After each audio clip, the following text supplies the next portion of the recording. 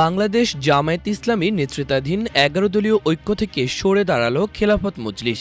শনিবার দুপুরে দলের কেন্দ্রীয় মজলিসে শুরায় তৃতীয় সাধারণ বৈঠক থেকে এই সিদ্ধান্ত জানানো হয়। রাজধানীর কাকরাইলে ডিপ্লোমা ইঞ্জিনিয়ার্স ইনস্টিটিউট মিলনায়তনে এই বৈঠক হয়।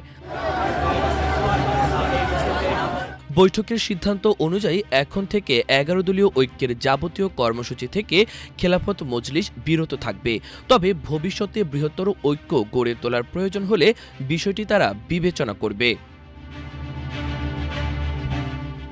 বৈঠক শেষে খেলাফত মজলিসের কেন্দ্রীয় প্রচার সম্পাদক প্রকৌশলী আব্দুল হাফিজ খুসরু স্বাক্ষরিত এক বিজ্ঞপ্তিতে এসব সিদ্ধান্তের কথা জানানো হয়। বিবৃতিতে বলা হয়, ১১ দলীয় ঐক্য ছিল মূলত নির্বাচনী সমঝোতা। নির্বাচন শেষ হয়ে যাওয়ায় এই ঐক্যের কার্যকারিতা বস্তুত শেষ হয়ে যায়। তবুও নির্বাচন শেষ হওয়ার পর ১১ দলীয় কিছু কর্মসূচিতে খেলাফত মজলিস অংশ নেয়। এখন থেকে ১১ দলীয় ঐক্যের যাবতীয় কর্মসূচি থেকে খেলাফত মজলিস বিরত থাকার সিদ্ধান্ত নিয়েছে।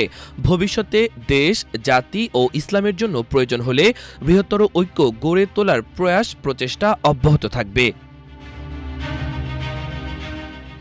এর আগে গত ১৩ জুন চট্টগ্রামে ১১ দলের বিভাগীয় সমাবেশের পর খেলাফত মজলিস আনুষ্ঠানিকভাবে জোটকে জানিয়ে দেয়, ভবিষ্যতে কোনো সমাবেশের ব্যানার বা প্রচারণায় যেন দলের নাম কিংবা নেতার নাম ব্যবহার না করা হয়। পরে রংপুরের একটি সমাবেশে নাম ব্যবহার করা হলে আপত্তির মুখে তা প্রত্যাহার করা হয়। এরপর থেকে জোটের কোনো কর্মসূচিতে খেলাফত মজলিসের নাম ব্যবহার করা হয়নি বলে দলীয় সূত্রে জানা গেছে। এদিকে আজ সকালে ১১ দলীয় ঐক্য থেকে সরে দাঁড়ানোর বিষয়ে আমার দেশের সঙ্গে কথা বলেন খেলাফত মজলিসের নায়েবে আমির মাওলানা আহমদ আলী কাসেমি। ফোন আলাপে তিনি বলেন, জাতীয় নির্বাচনে ১১ দলের একটা সমঝোতা হয়েছিল, আমরাও সেই সমঝোতায় ছিলাম।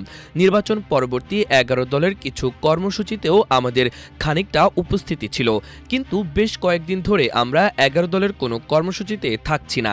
বর্তমানে সেই সমঝোতা নেই। আমরা এটাকে এখন আর কন্টিনিউ করতে চাইছি না।